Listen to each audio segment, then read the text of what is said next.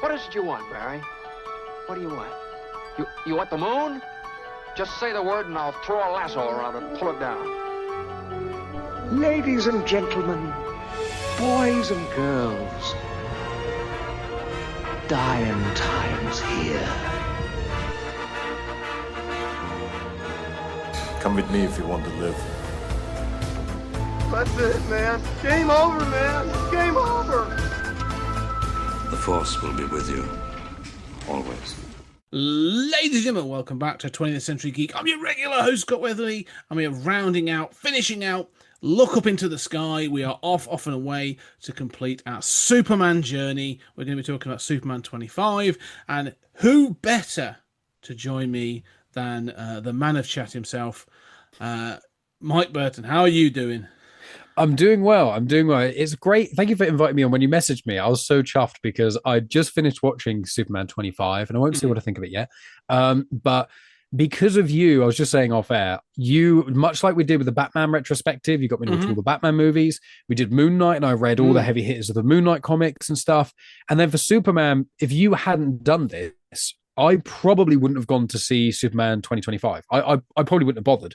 But because of you inviting me on your pod and things, I was like, oh, that's a good excuse to do it. You know, I've watched all 4 of the Superman movies, the Superman documentary, Superman Returns. I didn't rewatch the Snyder stuff, but I'd already seen all of them. I hadn't seen the ultimate cut of Batman vs. Superman. That's the only thing I haven't seen, but I've seen the Snyder cut of Justice League. It's fine. Yeah, I know. And I also recently watched The Flash because I know a super person's in that. And then I also read, I was inspired by your maths conversation. I read all of All-Star Superman, all 12 of those, because I'd never read any Superman comics. I've read Batman comics with Superman in them, but I'd never read Superman comics. So I did that. I've probably started myself too strong because I've heard from everyone it's generally considered the best Superman comics ever is the All-Star run by Grant Morrison. I'm like, where to go from there? Yeah. So because of you, if you hadn't done this pod, I myself would only have seen the Snyder Superman, to be honest. And I think that does myself a disservice. Yeah, I think, there you go. So you've expanded your worldview of Superman, which is always a good thing. So that's cool. And I'm glad because, yeah, it's been it's up and down. I ain't going to lie. Well, I ducked out when it went really down. I stayed down for the Reeve stuff, but when it was the Snyder stuff, I was like, yeah, I've experienced this before, thanks. Yeah, it's a bit of a roller coaster, not going to lie. But it's for me, it's been amazing as well. Like going through all this stuff, and you know, you and I started this with Superman 78, so it feels right to sort of bring it to close. But also, like, you know, talking with you and Math on Superman, with the documentary, and then Math coming in to do All Star Superman. It's sort of I've just sort of experienced all the different bits and pieces. So it was going in to see this. You say you've seen it twice. We're going to go when I went to see this. I went with my wife and my daughter on to see it, and I kind of didn't give 2 hoots about how they felt about it, in all honesty. But they both enjoyed it. My Alex, my wife, came up with some questions. She was like, "Okay, so what's a Green Lantern?" Okay, well, we may have to have a conversation on the way home. But I felt kind of weirdly like trepidatious. Like I'd seen all the reviews and stuff, and I liked how David Corenswet looked as Superman. I thought the trailer looks good. But I think because I'd invested kind of all into this stuff, I was kind of like, I really want this to be good. And if I'm disappointed, I'm going to sort of this whole retrospective is going to end on a bit of a downer. So, like when we did the Journey to the Rise of Skywalker on Comics in Motion, how we first collaborated, and then we did all the Star Wars films, all the sequels. We're like, let's get ready for Rise, and then we all watched Rise of Skywalker. And we're like, that's probably the worst Star Wars film that's out. That's a shame. Yeah, but I have to say, like, this film, I was not a disappointment. I thoroughly enjoyed it. You laugh. I did get a little bit. You get a little bit choked up. I did. Yeah, it's got some really good moments. I've still got a couple of points that I'm like, I feel need to be called out. Nothing major, but like nitpicky bits. So, but no, it's great to be here and go, oh, this has been a good journey. Like, I feel hopeful. Which is good because this is the launch pad. James Gunn has said, like, if this didn't work, if either it got panned or if no one went and saw it, the whole of this is like the last gambit for Warner Brothers through DC Studios is, you know, DC Studios that is now, it doesn't show the Warner Brothers logo in the film. James Gunn has given as pretty much as much autonomy. James Gunn and the other chap who's co-doing it, they're given as much autonomy as Kevin Feige is really with the Marvel Cinematic Universe, and it's without Warner Brothers getting their mitts in things and messing everything up. And so it's like, this is the last ditch effort. If this fails again, like I imagine the alternate universe, if this failed, and we know it hasn't failed as of recording this, if it did, and say no one saw it, it bombed, everyone hated it, and it sucked. If that happened, I don't know when we'd, apart from maybe Batman 2 with Patterson, I don't know when we'd get any other DC stuff, apart from a few animated shows that keep going, like Doom Squad and stuff. Outside of that, I don't know when we'd get any more stuff. I think it'd probably take another 10, maybe even more years. This would have killed it for a generation. If this had failed, I think it'd have killed it for a generation, because there'd have just been that the Snyderverse failed. It cost us a bunch of money. This is not working. Kill it. And I think you'd have ended it either. I think they'd have gone the 90s Marvel route of going, do you know what? We can make more money just shipping these out. Yeah, and I think that would have just screwed everything up even more. Oh, absolutely. To be honest, I think it is when you've got it.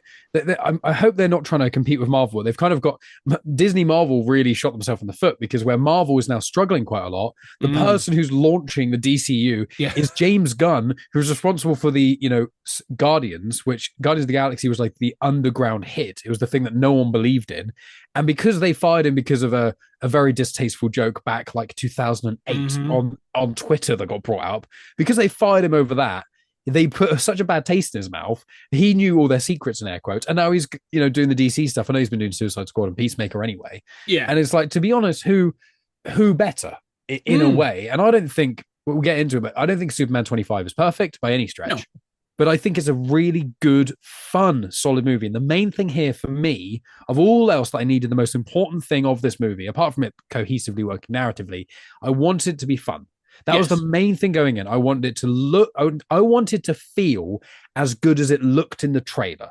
And although there are not nitpicks, there are problems, there are issues, mainly towards the end, which we'll get into. But outside of like a couple of things there, here and there, I think overall as the film, it does really work. And to clarify, I didn't go to the cinema to watch it twice because I'm so into it. It was actually because I went and saw it when I was in Scotland, because a mate of mine I was with, he had a work thing to do. So I was like, oh, I've got a few hours, let's go see cinema. We ran really late because flight was delayed, blah. So I missed the first like 20 minutes of the movie.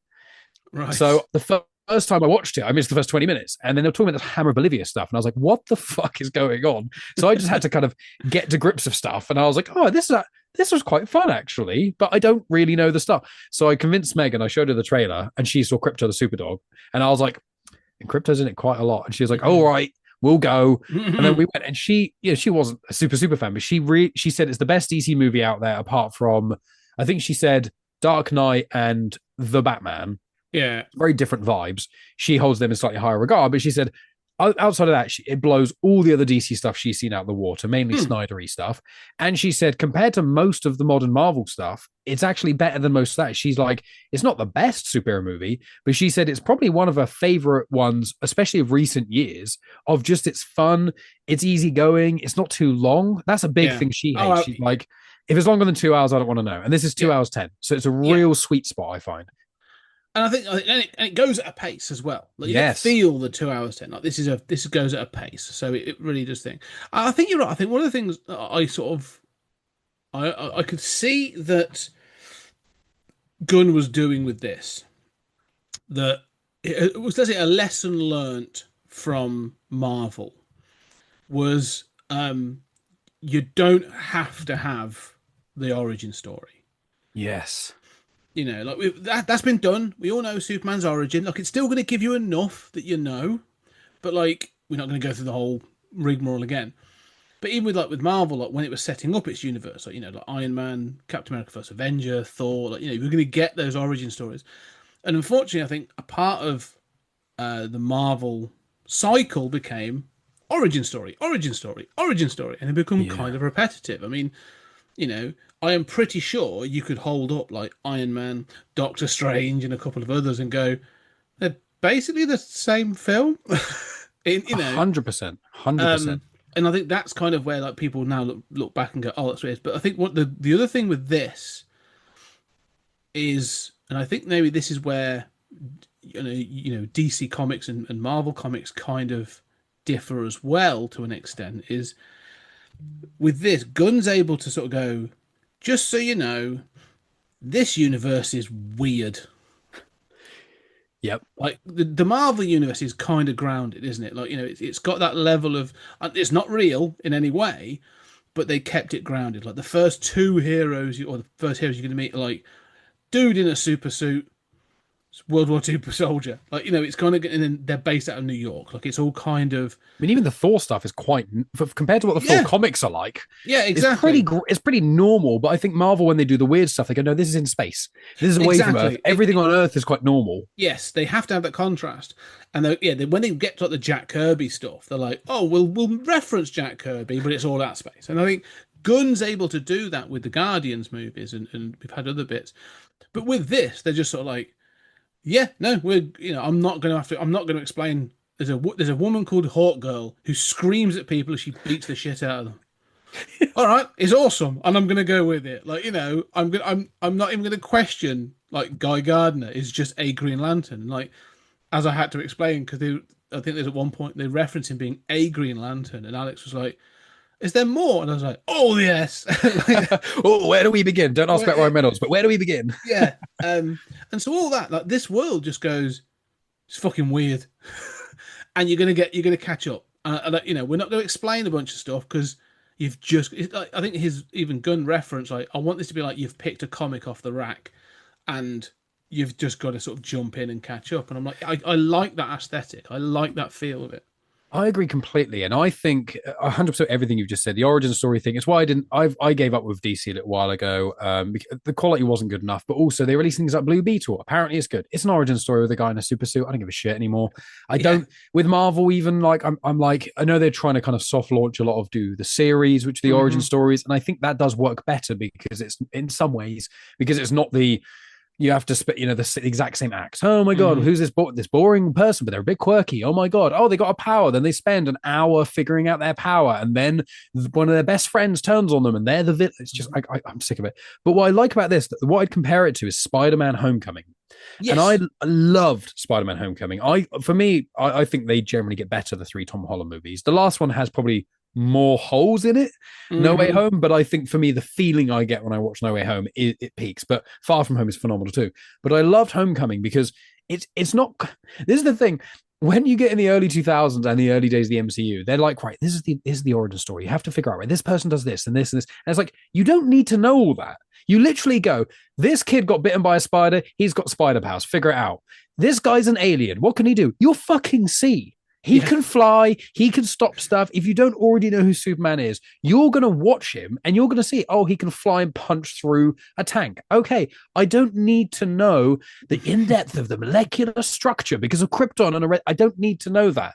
He gets hurt, he gets healed by the sun, and he's an alien. Cool, let's go. And that's the funny thing is that the inverse of what's happened with movies, treating everyone like an idiot, because you go back, the original Star Wars, one of the greatest feats and one of the biggest changes in all of cinema history. That film drops you in the middle. Yeah. How much of George Lucas's plan is up to whoever you ask.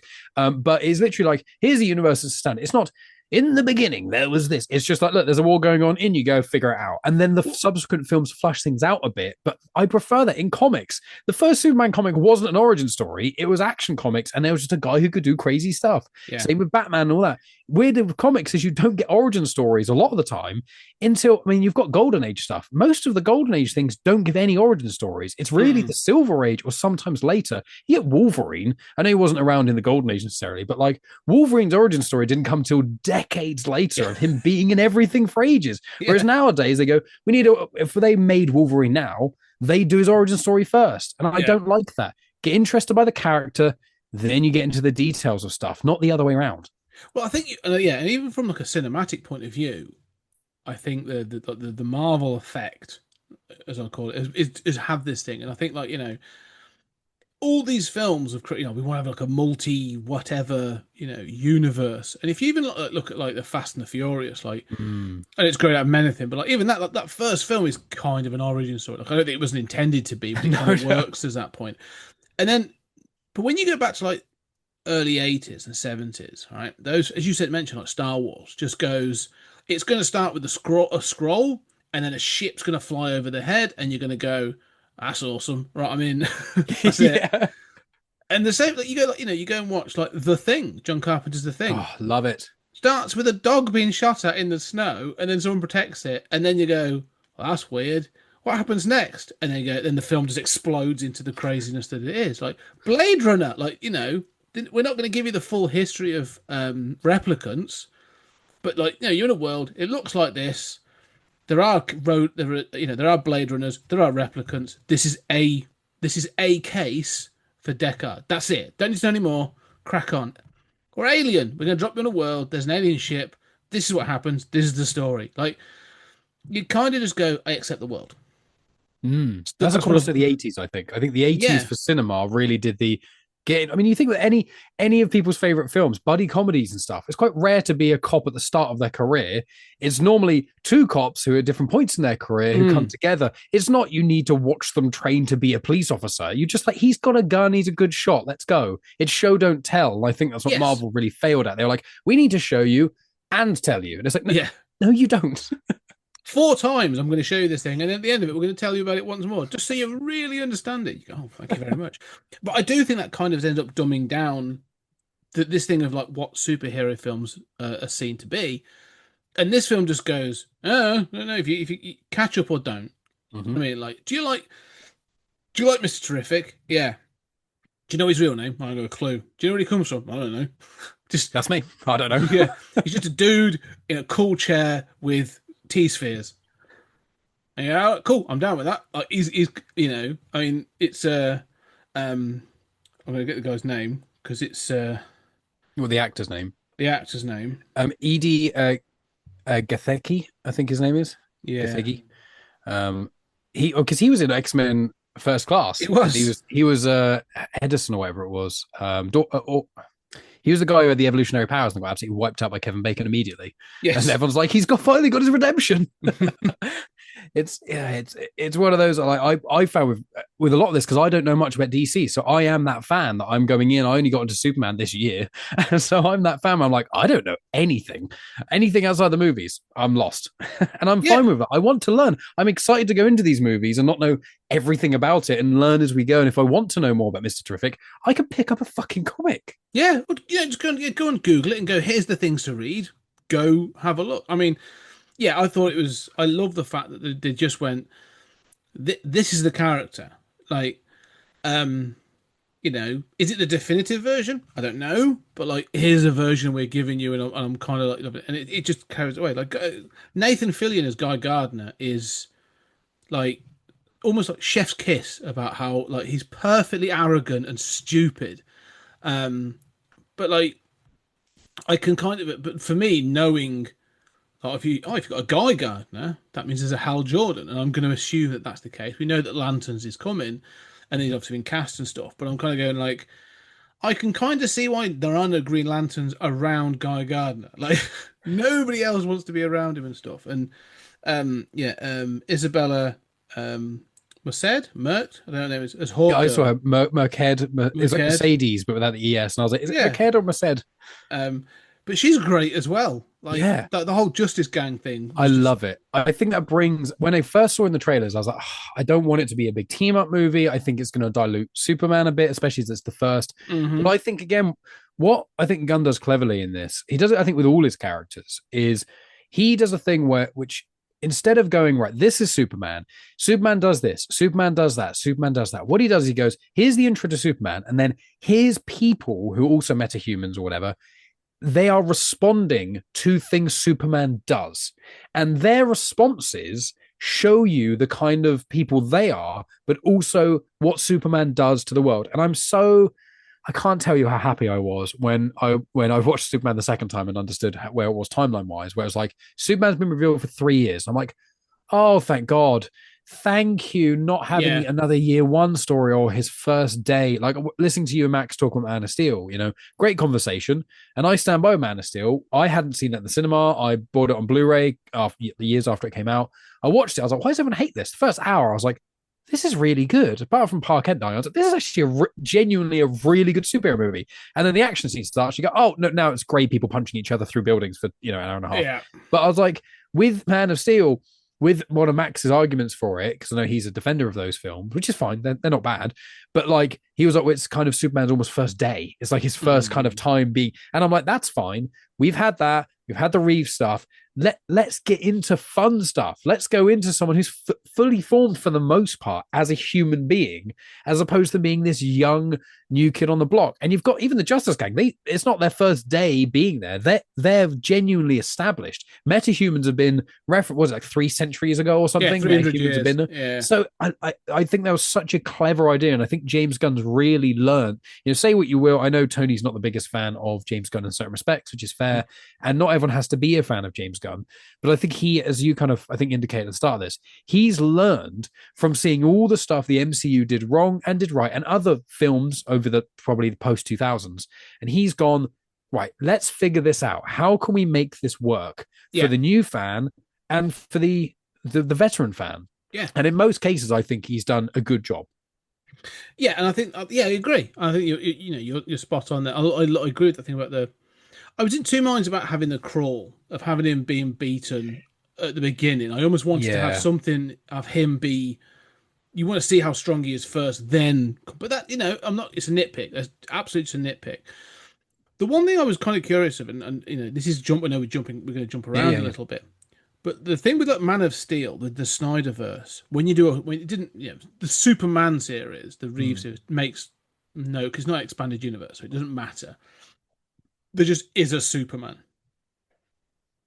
So with the Snyderverse, it was like the appearance of Superman is the sort of the societal, cultural, global shift that results in the events that spiral out of that and eventually sort of introduce sort of Darkseid and all that shit. But the point is that I always felt that felt weird because I was like, all right, well, Batman's been kicking around for 20 years, so and Wonder Woman's been around for like in the world of man has been around for at least 100 years. So and Aquaman's been seen occasionally, and Aquaman's kicking around, but more than Aquaman, we have like the Atlanteans have been around for centuries. So like, why is Superman so special? And the films never really tell you. They sort of like because. He's around for like, I don't know, like 3/4 of an hour and then all of a sudden he's dead. So it really never felt, like a thing. What I thought was interesting about this one is it's not the introduction of a superhero that changes the dynamic that expands the universe. It's at the end of the film, after everything's happened, it's the sort of like, it's almost like the conscience change that Superman has now introduced. Like we find out, and you don't see it, but you find out that you kind of join at the end of the first act. Really, there's a whole first act where he intercedes in Bavaria, something like that. I keep saying Bolivia, but that's a real place. Yeah, I think Bavaria might be as well. But like, the hammer of Bavaria and all this other stuff. Like, there's that whole first act where that happened, and the government is like, and Lois Lane's calling him out, like, you can't intercede in a separate sovereign country. So there's that. It's the ending point though, where like up until that point, no one but Superman has done that. And at the end of it, the Justice Gang go over and confront the superior armed forces against the. Yeah, it's hard because it's the social commentary on what's happening in Palestine, Israel at the moment. So It's not subtle in any way, is it? Really? No. But it goes and addresses that, and then the Justice Gang sort of intercede, and they become the sort of, and then at home in Metropolis, Superman's fighting Ultraman and Lex and all that other stuff, and it's the moment of the realization of Rick Flag Senior. Mm-hmm. And the other guy, the other senator or whoever it is in the sort of the government, who's like, It's just like, I don't know how you feel about it now, but like the superheroes or the metas are now making the rules. Hmm. And so it's this kind of like, yeah, how do we now deal with this situation? And that's where I can see that this universe is going to have to pivot on that point of like, yeah, all of a sudden, like we are now in a secondary position to these superheroes, and I think that's an interesting perspective to take. Like, you I know, do. I agree. Because it's a tough one because where everyone's getting superhero fatigue a little bit. Even us, us in the yeah, comics and motion adjacent place, we're like the bedrock of the nerds. A lot of us will go and see stuff almost for the sake of it. I gave up with DC. I'm still on the Marvel train. I don't hmm watch everything when it comes out immediately, but I've pretty much caught up with everything apart from What If. So I'm like, I'm into it. I'll see most things at cinema, but even me, I'm like, I don't need this many things. Hopefully, they just stick. Marvel recently come out, literally yesterday, I think Kevin Feige was interviewed, and he's like, one live action series a year. They're probably going to be two, but he said one. yeah, And then also, I'm hoping he's going to wind back the movies one or two a year. That would be enough. And I'm hoping with DC, they just do one a year, and that's a big fun event thing. But I think with what they're doing is like, how do you make it fresh? Because the Reeve stuff, apart from Quest for Peace, was very much a small thing. It was Lex or Lex Light in Superman 3 and Superman. That was it. yeah, When you then get the Keaton Batman and then the four Batman movies, really, it's just all Gotham. You don't have these world-ending threats. And then once you get to the post-2000s, unfortunately, aside from the Raimi Spider-Man and some of the X-Men movies, the Fox X-Men, really after that point, after really Nolan stuff, I'd say, definitely, once the MCU kicks off and the Snyderverse, every single film and every single storyline is, we got to beat this guy or the world ends. yeah, And I'm like, there's no stakes there because you can't have the world ending. But when you have it with a lower stake, like Batman, Gotham, one block in Gotham will blow up, like with Riddler kind of stuff with the Batman. I think that with this, it's going to be a slightly different angle, which is, the geopolitical situation of these countries will get disrupted if this thing doesn't happen. It's like, okay, that's interesting because now what can happen is that can go wrong. Superman can make a mistake, or Batman, or whoever pops up, they can make a mistake and it will have repercussions that will affect future films. But it's not going to be so massive like a Celestial with its hand out the ocean that never gets referenced. So it can, I think they're doing, if they continue down that road, as long as they do it, I don't want every single DC film to be political commentary. But I wouldn't mind the pillar films, the big ones, to have an event occur that does get referenced.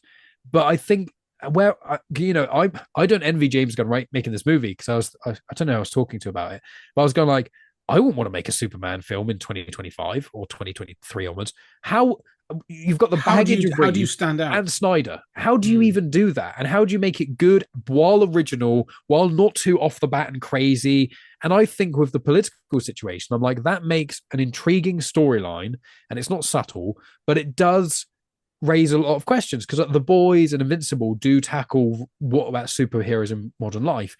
And I think The Boys tackles it a little bit, but they still are quite in their own cities or in these communities. They don't talk about global politics. No. And funnily enough, one of my notes about this movie is, ironically, in a lot of respects, this film is closer to Superman 4 Quest for Peace than any of the Reeves Superman movies because, we're obviously spoiling this whole film because there's the clone of Superman and also him getting involved in world politics. And I'm like, of all the things I would have guessed that this film was going to be an almost reboot of Superman 4 is what I would have guessed. Someone pointed out online that him being a clone of Superman, the Ultraman, it's called out from the very first scene.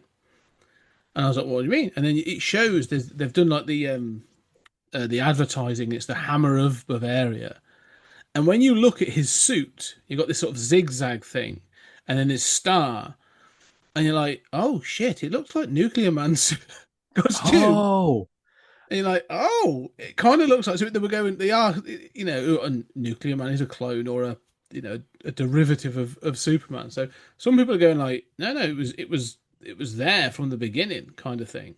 I will say that one of my big critique of this, I've got two critiques of this film. One's right near the end, so we'll get there. But one of my big critiques of this film, and I thought it was just because I'd missed the first few minutes or first 15 minutes or so when I first watched it. But on the second viewing, I think that I've looked up the names of the two nations. There's Baravia and Jarenpa. Yeah, So okay. Baravia and Jarampa. So the Hammer of Baravia, that whole it starts off really like a big deal, and then when the audience gets revealed it's Ultraman, it seemingly just gets completely dropped. Yes. And it's like, but I thought the whole point was Lex was kind of trying to show this, and then Lex just drops it. That suit Ultraman wears, goes nowhere seemingly, and the whole Baravia thing with the guy with the crazy hair that makes me think of Penguin in Batman Returns. With that, like, there's a lot of obviously political stuff in him talking on the screen, but the hammer never gets referenced ever again, apart from in the Lois Clark or the Lois Superman interaction when she's like grilling him on stuff, and I'm like, so that's that feels like quite a major plot hole, and I don't know if this film was actually 2.5 hours long, and maybe there was the first act, they made it, and then people looked at it and gone, we need to rein this back in. We'll take almost the first, as you say, the first act out. We'll take out a couple of little sprinkles in the middle that really heavily connect to that, and then we've got more of a solid film. That's one of my big critiques. Again, it doesn't ruin the film for me, but I remember watching it the second time and I was, I didn't miss that much in the first 10, 15 minutes I lost. They genuinely just have text on the screen, and then it just get referenced again. No, there's a really good point about the hammer of Bravia. What was it? Baravia, Bora. Okay, Baravia. Baravia. Yeah, no, the hammer of Baravia, the thing is a good point. Like, yeah, it never gets, because he just fights Ultraman then, doesn't he? They just like, the suit's gone, it's just Ultraman now and stuff. And so, yeah, no, that seems weird that it feels like they should have brought him back at least for something else. Yeah, no, the opening, but I agree with you. I don't think they filmed it, but I bet you there's a version of this. There's a draft of a script that was a much longer version of this, and they were like, we don't need this opening act, because Superman's going to go do this thing again in the future, and all this other stuff, like with Jaranpur and all that sort of stuff. We don't need that confrontation that drives the soldiers back. But I can imagine if you've ever watched read Dark Knight Returns. Yes, yeah, Frank Miller's one. Miller's one. There is the image of Superman holding up the tank, isn't there, and sort of smashes it into the ground. So I'm guessing at some point someone's gone, that's a cool image. How cool would that be, kind of thing, and almost playing with this thing of is Superman good or bad.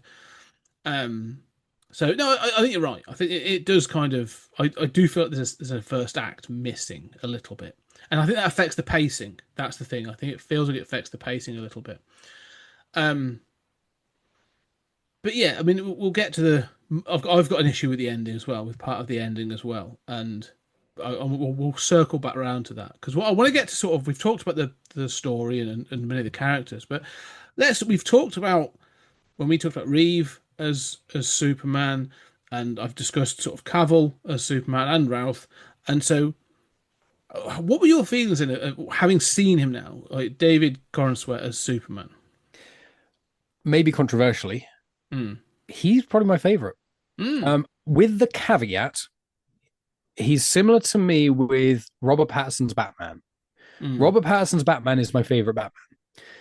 He is on screen as Bruce Wayne such a tiny amount.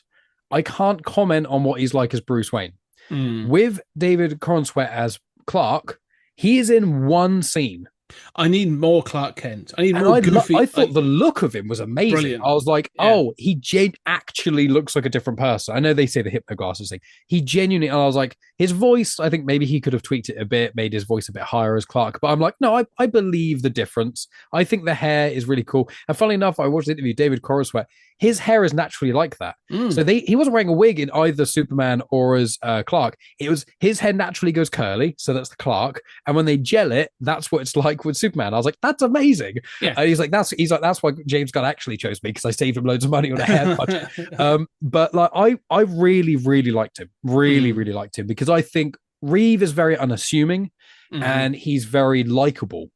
You get Routh, who I think does a really good job, but he doesn't find his own footing, as you guys discussed in the Returns conversation, because with Julian, where he's simultaneously trying to be his own person, but trying to mimic Reeve a bit. Yeah. And then I think Cavill looks the part, and he does fine for a dour Superman, but I don't want a dour Superman. And as you were talking about with Max, is like his acting, unfortunately, isn't. I didn't really clock it when I was watching them years ago.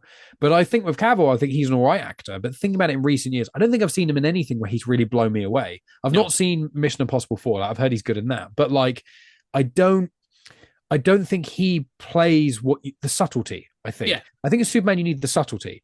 And one thing I really like about Corin Sweat is when Lex says, "I hate his smirk" and all that kind of stuff. And there's that scene at the end where he's beating Lex and he's looking at him and he's barely smiling, but he is smiling, but he's like when a kid gets their sibling in trouble and they can't show to the parent they've just got them in trouble. It's like, it's the tiniest thing.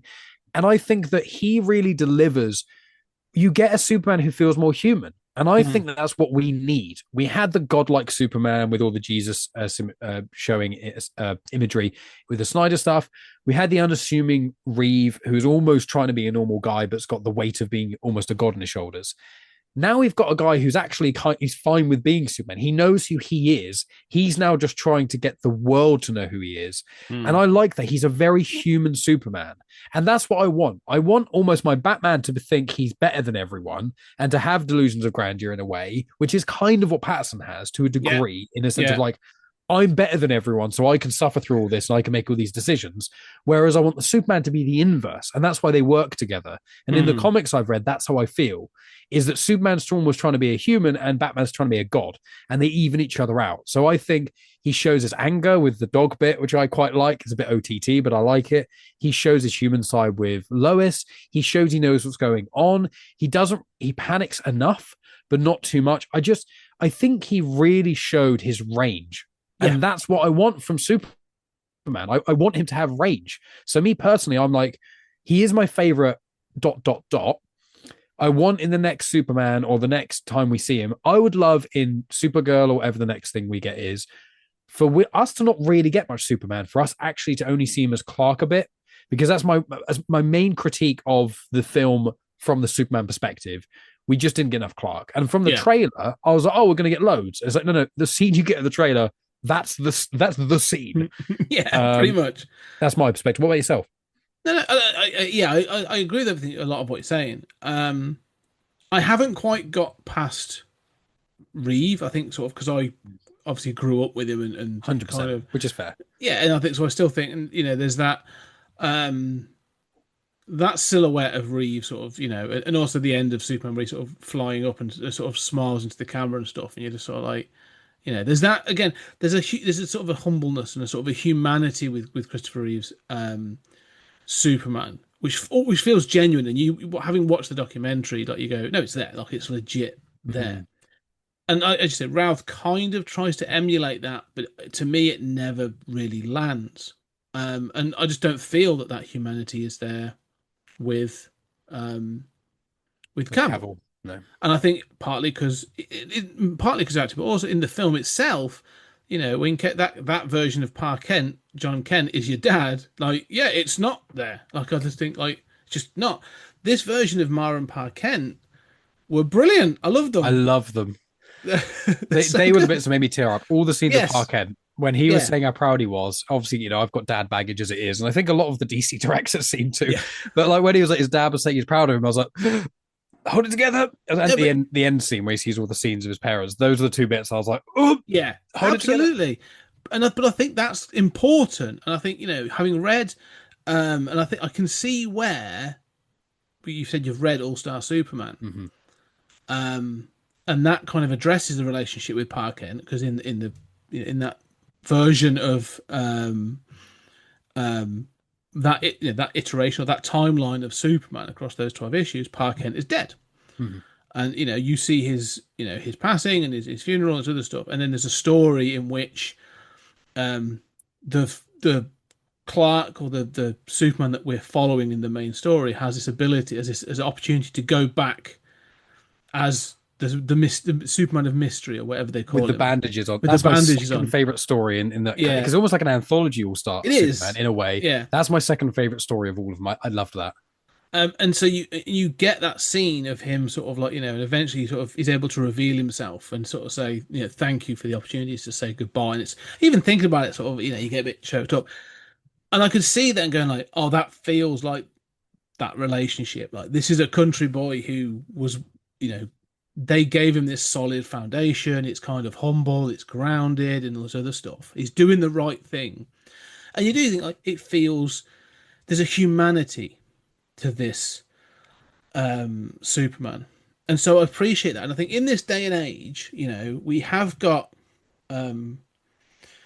they are trying to reintroduce an element of sort of like that kind of whimsical humanity to certain superheroes. I haven't seen Thunderbolts, but I get that it's in It's that, good. and yeah, It's one of the best of the recent MCU films, I'd yeah, say. and so I get that they're trying to reintroduce those ideas and stuff, but this felt like a guy who, had all that power, has all that thing, but is sort of like, and we'll get to the the message from his Lara and Jor-El. But it feels like he wants to do good, like he's doing it good because it's for the right thing to do. But but I like the fact he sees it in a very simplistic way. There's right and wrong. People were going to die, so I interjected myself into it, and Lois calling him out in the right way. I mean, that scene's really interesting because like she's calling him out. She's a journalist, and she's actually saying, "No, I would." She's got that more cynical, and she's a great Lois, by the way. I think She's my favorite Lois. yeah, Rachel Brosnan is fantastic in the 100%. role. She's like Margot Kidder always had that, was perfect as that kind of silver age, golden age kind of energy, but Rachel Brosnahan has that same energy but modernized it and just sort of like a ballsy kind of She journal. challenges him like Yeah, strongly. absolutely. Like Kidder came across as a bit mean at points, not because Yes. of Margot Kidder, but because of that iteration of Lois. And I didn't find that version of Lois very likable. But obviously, I'm watching a film in the 70s and 80s as a modern lens, so that's a part of it. But I was like, no, this Lois, I can see. It sounds a bit weird, but like I can see how she'd be an attractive individual to someone who wants a strong woman.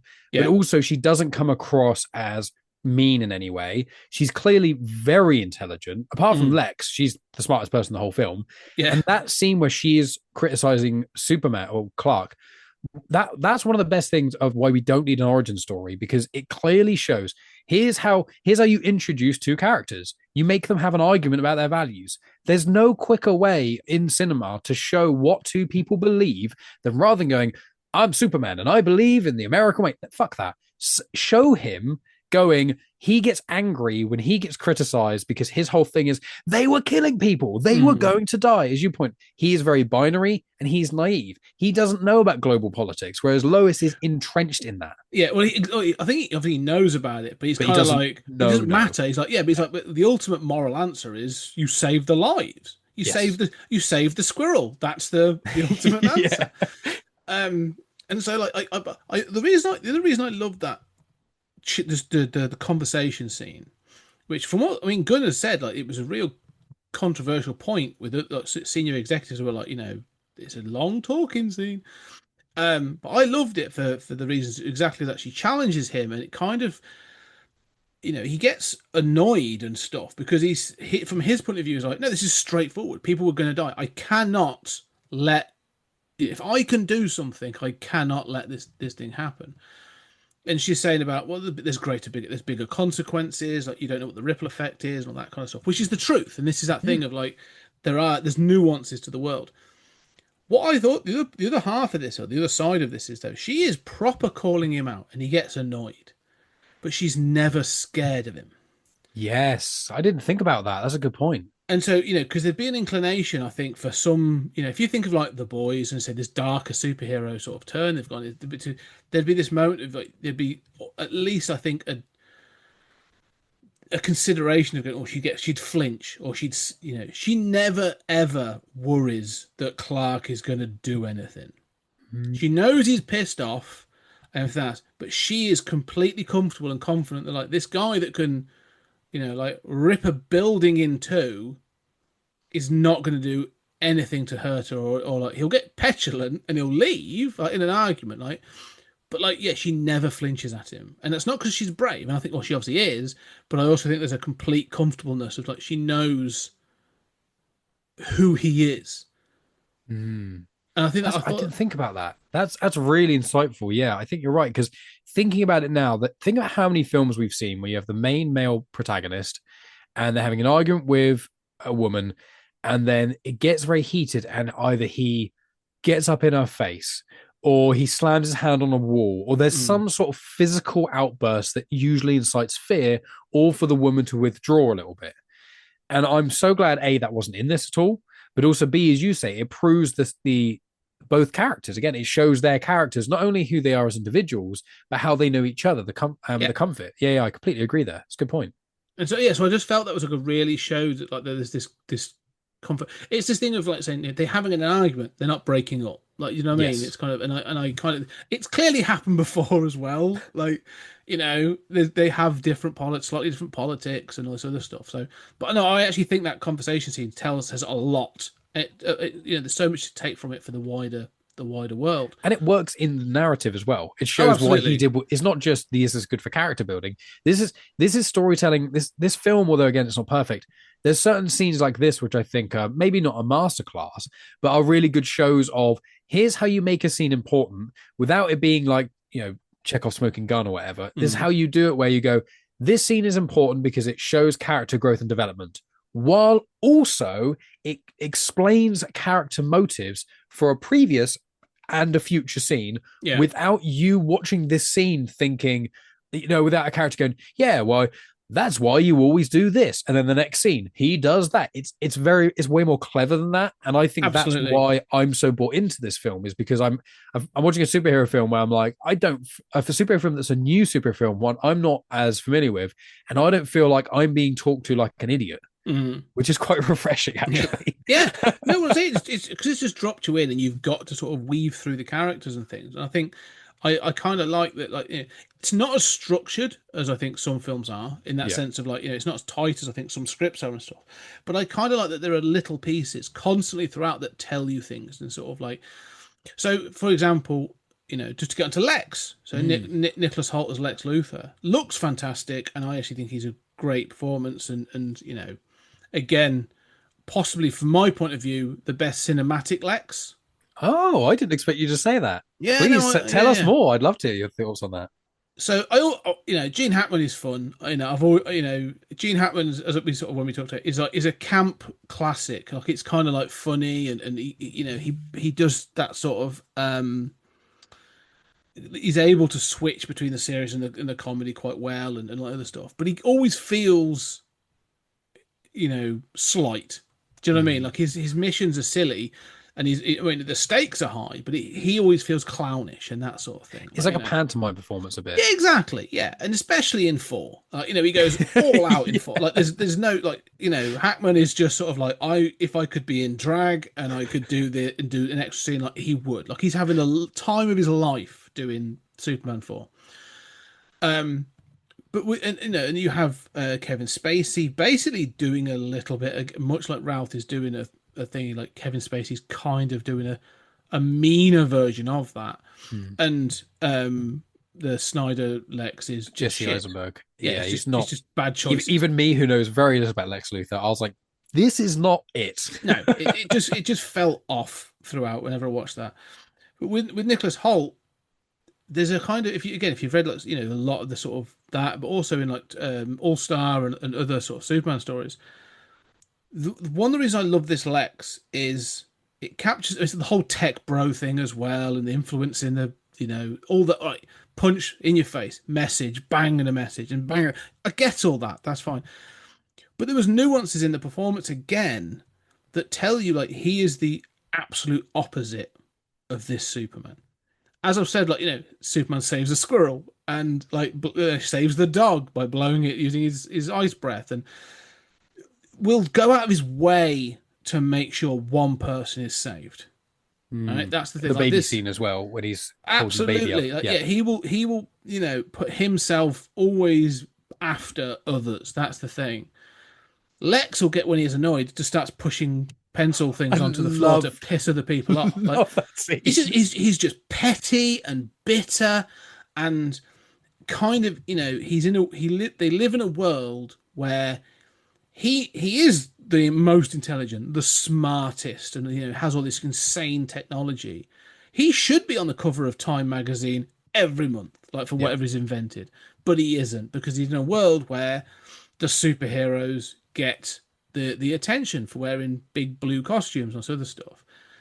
And so I can see where that bitterness comes from. This feels like a petulant, bitter Lex. There's a line at the end of All Star Superman, which is in the cartoon version, but is in the comics, where after Lex has injected himself with the Superman serum and he's had superpowers for 24 hours, and when they wear off, he sort of, I saw it all. I saw how it's all connected. I could save the world. Give me those powers again. I can save the world. And Superman just says, Lex, if you wanted to, you could have done that at any point. And that's how I felt with this Lex. It's like, no, he could, if he really wanted to. Like, you've got Max Lord paying for the Justice Gang and stuff. Like, no, Lex could be solving all of these problems without a doubt, without any problem, and be this benevolent billionaire tech giant, and chooses not to because I was having a conversation with Julian about this last night before we recorded, or the other night when we were recording our first stories, and he said, like, I don't like Lex just got this technology and sort of like it's not in the world. And I'm like, yeah, because he's holding it back to be a dick. Like, that's the point. I think what you've said there really encapsulates, which is this Lex isn't going to save the world unless he gets full credit. Absolutely. And he's basically going to go, right, everyone, look at me, right? Now I'm going to save all of you and you're all going to thank me. Yes. And that's what kind of asshole he is. Superman will walk through broken glass, which wouldn't obviously hurt him necessarily. Yeah. He'd walk through kryptonite broken glass to save the life of a child, and no one would ever know. And he does. I mean, to be fair, Metamorpho's kid. No, he doesn't come out and go, I saved He never mentions it. He wouldn't. Lois probably would never even know about it if she wasn't there. And that's what Superman is all about, saving people no matter the cost. And Lex is all about ego. But the brilliant thing is it's a little bit hammy near the end when he says his dialogue and he calls himself out for being envious. But I do quite like that, because as an audience member, again, someone who I know probably more than the average cinema goer about Lex does, but I know infinitely less than the next level of kind of Superman fan. I know what kind of person Lex is, but I've not got a solid envision in my head of the kind of personality type of what Lex is. I've got a vision of what he looks like in comic form. But when he says, like, yeah, of course I'm envious of you because, the Time magazine kind of stuff. And I'm like, yeah, it's a bit dialogue-y as opposed to being a real human talking in real life. But I do find it does kind of serve its purpose in a way. I think that's one of the only scenes I found where, although I liked it, especially on the second watch, I was like, this feels like he's talking to the audience, not to the people in the room. I've got to tell you why I'm a villain. Yeah, I like Lex's portrayal. I've written down Lex's portrayal is good. I think Nicholas Hoult does a good job, and I'm interested to see where it goes. And one of my favorite parts is in that same scene after Crypto attacks him, which I think is great, is when he's there and the world's falling apart around him because there's the news story and stuff, which is one of my issues. But when he's staring and he cries, and there's the one tear. And I love that. That for me is one of the best things, because his whole thing is his ego. Yeah. He needs everyone to basically admire him. And that's why he's got all these, as they call them, like the acolytes around him. And that's what I think they've done really right with this, is the Eisenberg one seemed like a complete different character. And I didn't know what his motivations were. I didn't know what he was doing or why he was doing it. The Lex one in Reeve Superman was like, he's all about money to such a degree. He's willing to do insane things for money, and he just is constantly. He was that mustache twirling villain. Yeah, and he's like, I'm Lex Luthor, the smartest man in the world, or whatever he kept saying. Criminal mastermind. Yeah. There you go. But this one, it was like, apart from the little hammy dialogue bit, it was like, okay, this is who he is. He is someone who wants to save the world, but only if he gets credit, and if no one else. He doesn't want an equal. Whereas what I like about that Lois and Superman scene is Lois, I think for the first time on screen, apart from probably Lois and Superman, because I haven't seen it in those series, for the first time in a movie, Lois feels like Superman's equal. Yes. All of the kidder stuff, she's always like a wide-eyed, she doesn't give a shit about Kent. In her mind, she's above Kent and below Superman, in the sense of pecking order. And then as soon as Superman comes on screen, she's the damsel in distress. He's taking her flying, and there's all that weird dialogue and stuff. And it always feels like they're not on even ground. in this, almost on screen time, I imagine as well, Lois feels like a fully formed character who also feels like Superman's equal or Clark's equal, because in a lot of the ways that he isn't, is what she is. And not in a Lex Luthor, I'm your foil, I'm your opposite way, but in the you are a person, Superman, but you have flaws. Lois can help balance you out. And realistically, that's what all of a healthy relationship is, not to compare myself to Superman, but me and Megan, we're quite different people in certain respects. But Yeah. the things she's great at are the things I'm not as good at, and vice versa. So when we're together, we're a great couple, which I'm sure it's the same with most working couples. Exactly. Yeah. And that's what I like. And I think that the three of them, Lois, Lex, and Superman, in for pretty much all of it, they work. And I think the rest of the film, even if the rest of the film didn't work, those three work. And I think that's kind of the key thing that films have struggled with in the past, in my opinion. Yeah, no, I agree with that. And I agree with what you're saying. I think they work for the most part. I agree. And I think there are a couple of scenes where it's kind of a bit much. Yeah. But and I agree with the ending. It's my biggest critique. My biggest critique is the ending. I like the ending. I think it works as a whole, but that's where the critiques. It becomes a bit too. Well, I think there are two things. Well, more to get into them. There are two things in the ending that I was a bit like, okay. The first is it feels very sort of like, now we've really got to punch everything home. Like, this is why Lex is the villain. He's self-aware, and I'm glad he's a self-aware villain, but it's still a bit much. Where it's like, I am envious and all this other stuff, and it feels a bit like, okay, put an awful lot of effort into this when you could have been doing other things. And it is a bit dialogue heavy. I even find the attack of Crypto goes a bit much, where it feels a little bit like Hulk. It feels like Hulk in Loki absolutely. in Avengers. As soon as it was happening the first time, I was like, this is funny. The second time I was watching, I was like, this is literally the Hulk and Loki scene. And even in that, Hulk stops and then goes again. And that's what it feels like, just for comedy. At least that was kind of, the one with the Hulk one is timed well to be a comic, to be a gag. This feels a little bit messy. I was a bit like, okay, I get it. Like, Crypto's a pain in the ass. And Crypto's great. And I think, very much like my dog. So, Ellie adores Crypto. Like, she was just like, it's just like Megan's favorite bit was Crypto as well. She's like, it's just like Willow if Willow was worse trained. Oh, absolutely. Like, the bit when when Superman wakes up on the bed and there's just that little face. That's Megan's favorite scene. And that you can hear the tail. Yeah. And that's Sky. Like, absolutely. Like, I'll wake up and there's like, at the side of the bed, there's just a face going, are you awake? Are you awake? Are you awake? Anyway, and the same with the Superman. I think that, Colin Sweat looked great as Superman. And one of my favourite moments for him is that the slight smirk. He looks broad. He looks sort of, he's got the size and stuff. It looks great. But I do feel a bit like, this feels, even I feel like it's a bit smug. There's a twee bit too smug, but it's fine.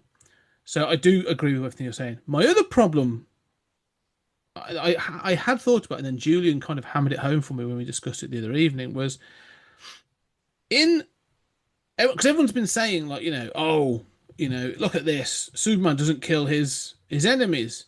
Lex Luthor comes to fight another day. Yeah, cool. Because he snapped Zod's neck in Man of Steel. You go, yeah, he did, and it's kind of clunky, and I'm not entirely sure how I feel about it. Even today, I'm still like, yeah, I get it, but could have been done other ways. No one's talking about the fact that he basically lets Ultraman get pulled into a black hole. In fact, no, he didn't let him. He directs him to being pulled into a black hole, and there's nothing to say that hasn't killed him. I think it overtly did kill him. Absolutely, it must have done. Yeah, I was fine. Really, I was fine with that. Although, because probably watching a lot of Star Wars and the Clone Wars, I don't know how I feel about clones being real people in air quotes. I think that most sci-fi stuff, I'm sure a lot of the literature you read and other sort of films and things, they go, no, clones are people. But I think with him, I almost feel like it would have made more sense if it was a half robot, half Superman, and or a then there would be version. And there wouldn't be any sympathy. But it's like, this is basically a Superman almost without a brain, and it's like, but that doesn't, just because a creature is stupid doesn't mean it deserves to die. But I that's not where I thought you were going to say the issue was. That's not my issue. I'm fine with that, because for me, that's the Zod effect. Is we've got another Superman.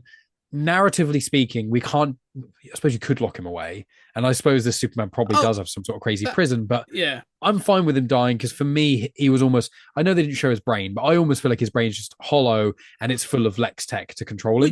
which is fine. But like the audience is the my sort of. I'm fine with it in the screen. I'm kind of fine with him killing Zod, to be perfectly honest. Yeah. But if there's going to be the outcry of Superman killed Zod, then there kind of needs to be the same outcry for Superman killed Ultraman. Like, Yeah. you know what I mean? I get what you're saying.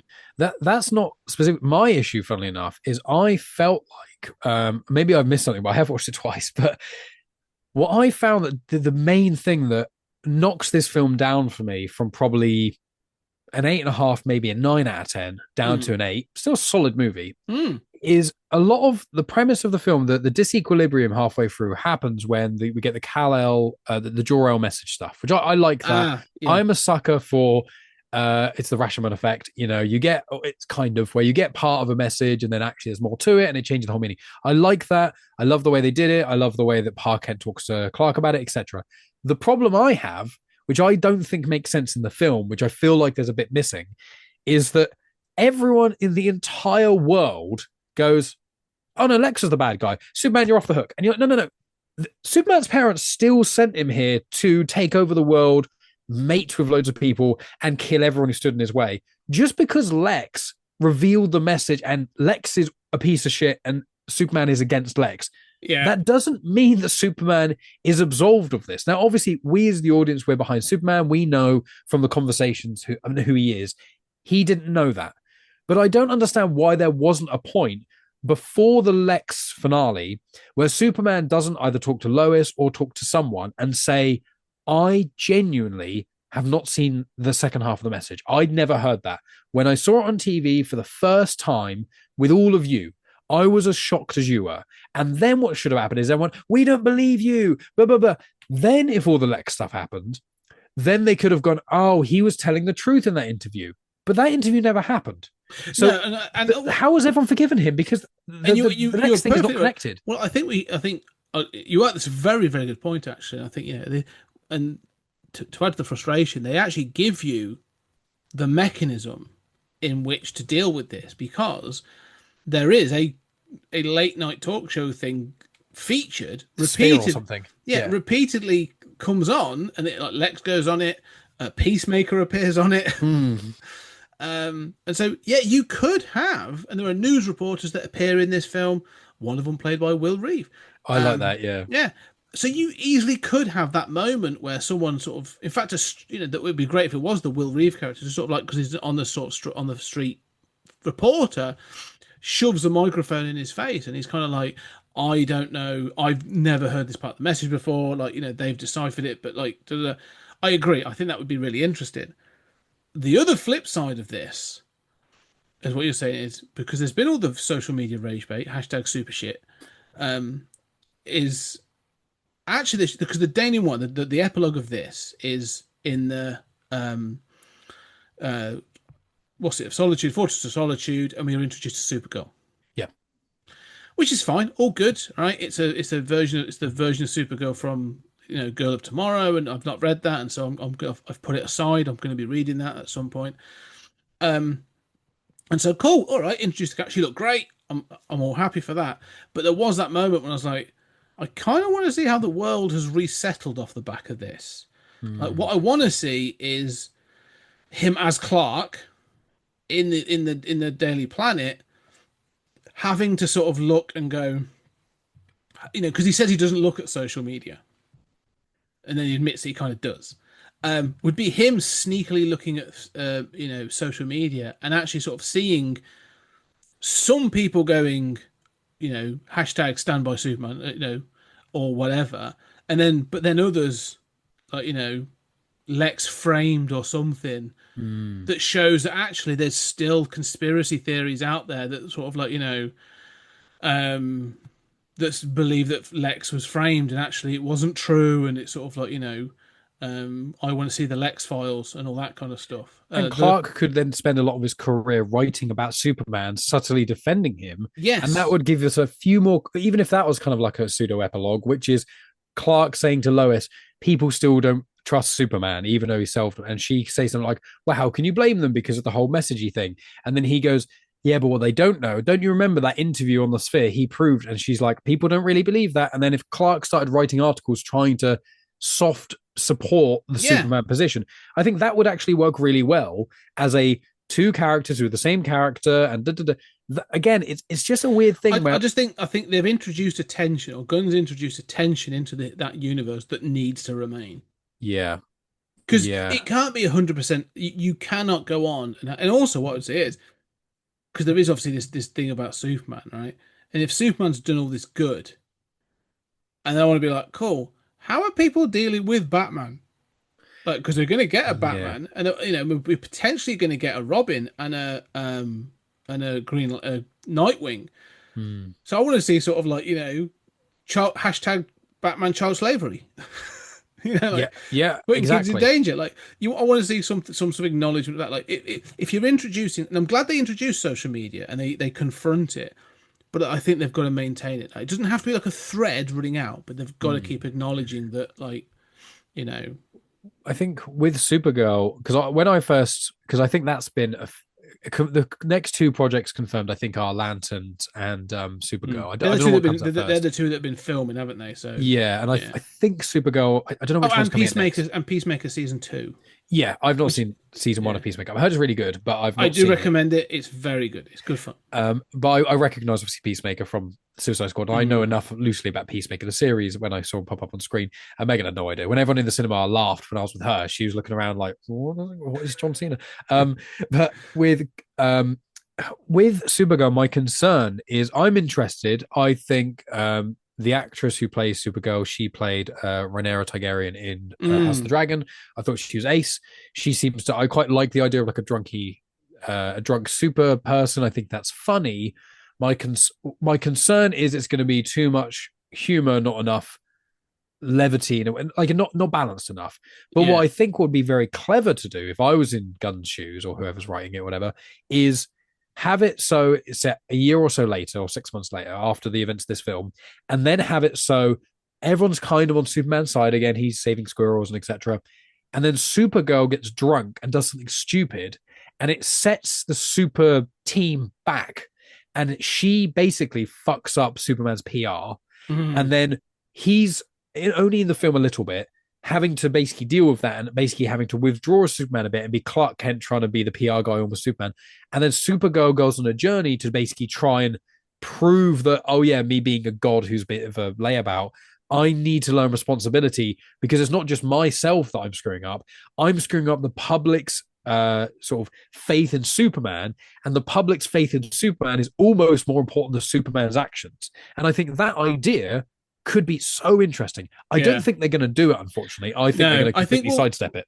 I agree. I think it might end up getting dropped or become a minimal thing. But I'd love to see it as a theme that sort of persists, especially because you are introducing a Supergirl that is drunk. And it explains that she goes off-world to planets with a red sun in order to be able to imbibe alcohol and get drunk.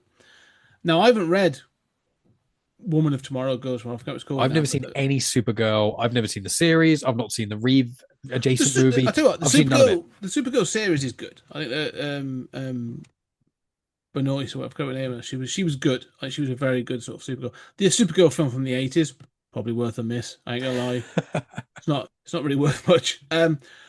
But from what I understand, there is this thing of like the reason she gets drunk. Like, there's this thing of the origin stories of Clark is loving parents and adopted from birth and all sorts of like she came from Krypton, in her sort of as an older child and stuff like that. So she's kind of dealing with this grief and guilt and stuff of Krypton having been destroyed, and so that's why it's sort of part of it, and that makes sense to me. So I like the fact that it's not that straightforward. But yeah, one of the things I would say about this universe they've created, because they are doing this thing, I think actually then just checked the next thing coming is Peacemaker season 2 is the next direct sort of follow in. I imagine that will tackle a lot of the Superman. That will be a lot of referencing this, I imagine. Yeah, and it's going to include the Super Gang. So awesome! I know that at least Nathan Fillion and so Guy Gardner and Hawkgirl are in it. And and there's a few others and stuff. So I don't know the full details, but apparently that's coming soon. And then, as you say, it's going to be Supergirl and Lanterns. So they're going cosmic, pretty quick. But the one thing I sort of felt with this is I'm glad it's got this tone. I'm glad it's got this thing, but like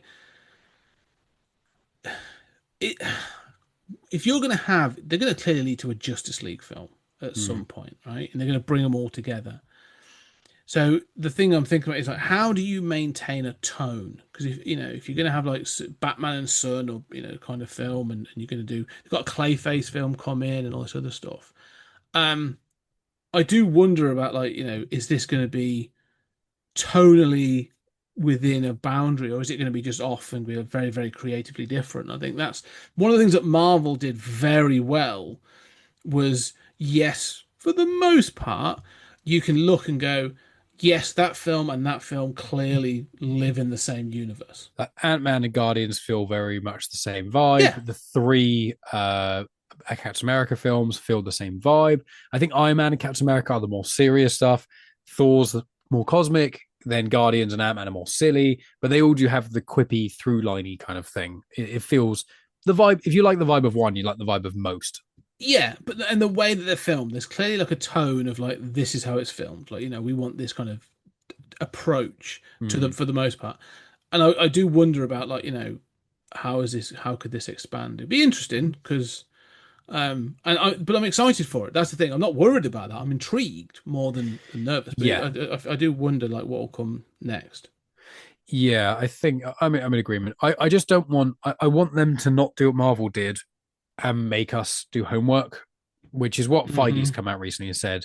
Going forward, most of the live action stuff is basically going to be self-contained, and the movies are not necessarily going to interact with the live action stuff too much, which is what I want. I don't want, even not me who watches and consumes it all. It is tiresome when you've got the Captain America Brave New World coming out with Thunderbolts and you have to have watched 4 series beforehand. But it makes me feel like I have to watch these things instead of me wanting to.